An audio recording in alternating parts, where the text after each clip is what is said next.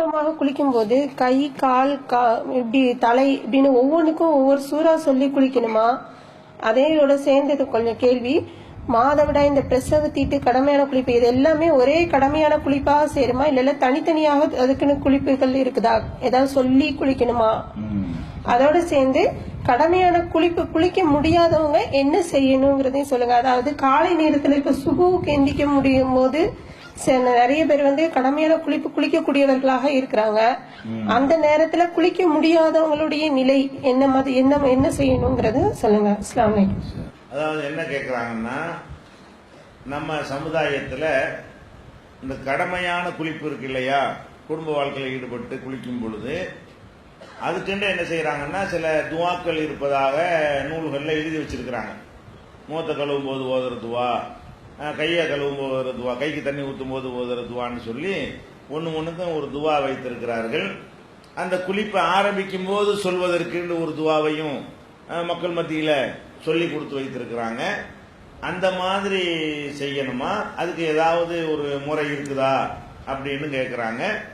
அதுபோக இந்த கடமையான குளிப்பு குளிக்க முடியாத நேரத்தில் அதுக்கு வேற என்ன செய்வது? இதுதான் அவங்களுடைய கேள்வி. குளிக்கிறதை பொறுத்த வரைக்கும் அதுக்கு எந்த ஒரு துவாவும் கிடையாது. சாதாரணமாக குளிக்கிறதை எப்படி நீங்கள் குளிப்பீங்களோ அப்படிதான் கடமையான குளிப்புக்கும் இருக்கே தவிர, கடமையான குளிப்புக்கு என்று சொல்லி அதுக்குண்டு ஒரு துவாவோ அதுக்குண்டு ஒரு மெத்தேடோ அந்த மாதிரி எல்லாம் என்ன இல்லை, மார்க்கத்தில் கிடையாது. ரசூல் ஸல்லல்லாஹு அலைஹி வஸல்லம் அவர்கள் தலைக்கு தண்ணி ஊற்றும் போது இதை ஓதினார்கள், கைக்கு தண்ணி ஊற்றும் போது இதை ஓதினார்கள் அப்படின்ட்டு மார்க்கத்தில் ஏதாவது இருக்குதான்னு கேட்டால் ஒரு ஆதாரமும் இல்லை. அதே மாதிரி அவங்க மனைவிமார்களுக்கு இந்த மாதவிடாய் குளிக்க சொல்லும் பொழுது இந்த மாதிரி நீங்க குளிங்கன்னு சொல்லி அப்படி ஏதாவது துவாக்கள் சொல்லி கொடுத்துருக்குறாங்களான்னு கேட்டால் துவாவெல்லாம் கிடையாது. இவங்களா மனிதர்களா உண்டாக்கி கொண்டு இதை என்ன செஞ்சிருக்கிறாங்க, இதை திணிச்சிருக்கிறாங்களே தவிர குளிப்புக்கு என்று எந்த ஒரு துவாவும் மார்க்கத்தில் கிடையாது. குளிக்கிறது என்னது, உடம்பு முழுவதும் நினைய வேண்டும், அவ்வளவுதான் மார்க்கத்தில் உள்ளது.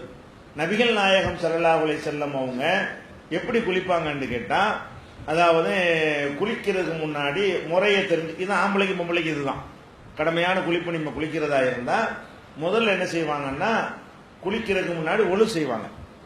ஒழு செய்யறதுக்குரிய முறை பிரகாரம் ஆய்ப்பு குளித்து முகத்தை கழுவி கையை கழுவி தலைக்கு அது எல்லாமே என்ன செய்வாங்க செஞ்சுட்டு, காலுக்கு மாத்திரம் என்ன செய்ய மாட்டாங்க, தனியா தண்ணி ஊத்தாம கால் கழுவுறதை விட்டுட்டு ஒழு செய்யற எல்லா காரியத்தையும் செய்வாங்க.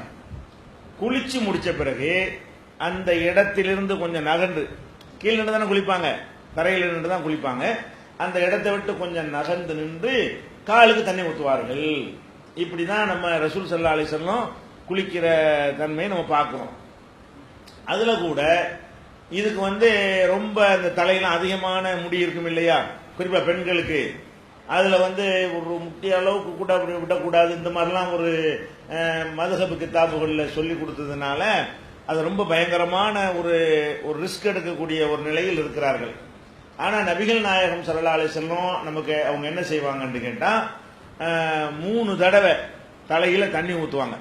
அப்படி நல்லா தேய்ச்சிட்டு 3 தடவை தண்ணி ஊற்றுவாங்க தலைக்கு, அவ்வளவுதான் அப்படின்னு சொல்லி ஹதீஸ்ல வருது. ரொம்ப ஓவரா போட்டுட்டு ஒரு முடியும் பட்டுருச்சான் இப்படி வசுவாசு பண்றது இருக்குல்ல, 3 தடவை பட்டா எல்லா பக்கமும் போயிடும், அவ்வளவுதான். அதுக்கு மேல என்ன செய்ய வேண்டியதில்லை, ரொம்ப போட்டு ரிஸ்க்லாம் எடுக்க வேண்டியதில்லை. இதுதான் ரசூல் ஸல்லல்லாஹு அலைஹி வஸல்லத்துக்கு பெண்களுக்கு மாதிரி அதிகமான அடர்த்தியான முடிதான் அவங்களுக்கு இருந்தது. அப்ப இதுதான் அதை குளிக்கிறதுக்குரிய முறை. கடமையான குளிப்பு ஆண்கள் குளிச்சாலும் சரி, பெண்கள் குளிச்சாலும் சரி, மாதவிடாயிலிருந்து சுத்தமாகும் போது குளித்தாலும் சரி, இதுதான் மார்க்கத்தில் உள்ள ஒரு முறையை தவிர அதுக்குன்னு ஸ்பெஷல் துவா வழிமுறைகள்லாம் ஒன்றும் கிடையாது.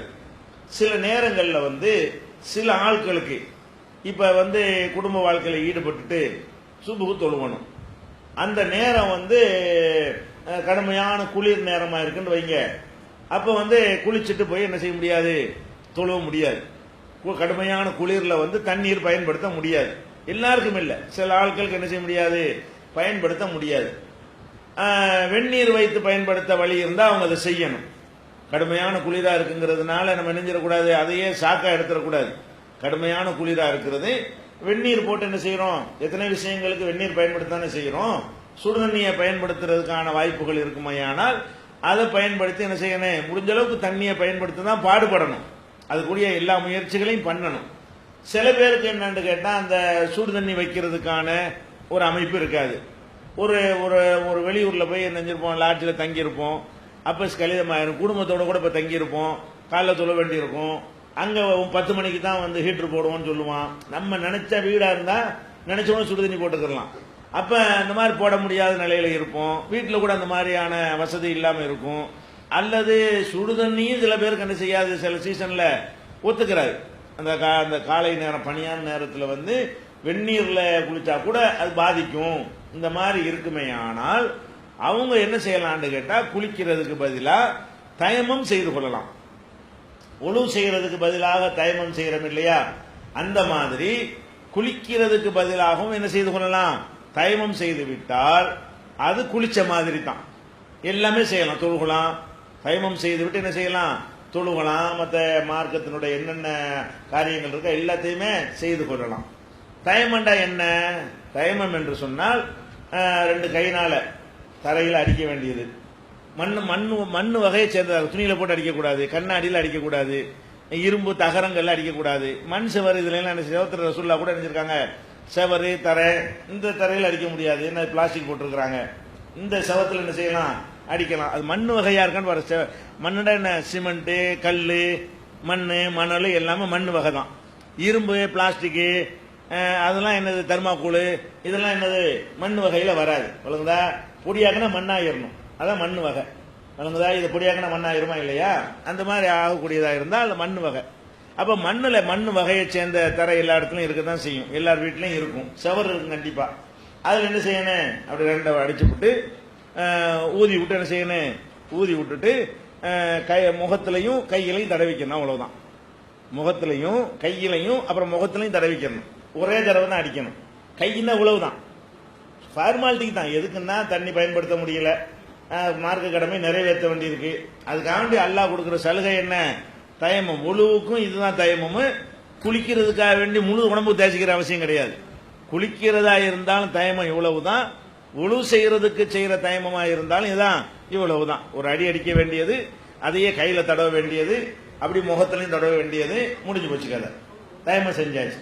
இப்ப என்ன செய்யலாம், நம்ம குளிச்சு விட்டு தொழுகிற மாதிரி தொழுவலாம், பஜர் தொழுவலாம். மற்ற கடமையான உழு எதுக்கெல்லாம் அவசியமோ, உழு தொழுகைக்கு தான் செய்யறதுக்கு அவசியம், அந்த தொழுகைக்கு அவ்வளவு அவசியமா இருக்கிறதுனால தயமம் செய்து விட்டு என்ன செய்யலாம். ஆனா என்ன இருக்கணும், இந்த தண்ணி பயன்படுத்த முடியாத நிலை உண்மையா இருக்கணும். சும்மாச்சும் ஒரு சொகுசுக்காக வேண்டி என்ன செய்யக்கூடாது, அது செஞ்சிடக்கூடாது. தண்ணி பயன்படுத்தினா நமக்கு பாதிக்கும், அல்லது அந்த சுடு தண்ணி பயன்படுத்த முடியல, அல்லது தண்ணியே கிடைக்காட்டாலும் இது செய்யலாம்.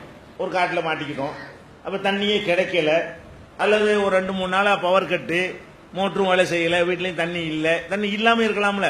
அப்ப தண்ணி இல்லாம இருந்தாலும், இருக்கிற தண்ணியை பயன்படுத்த முடியாத அளவுக்கு இருந்தாலும் அவங்க எல்லாம் என்ன செய்யணும், தயமம் செய்து கொள்ளலாம். அதுக்கு மாற்று பரிகாரம் இருக்குது.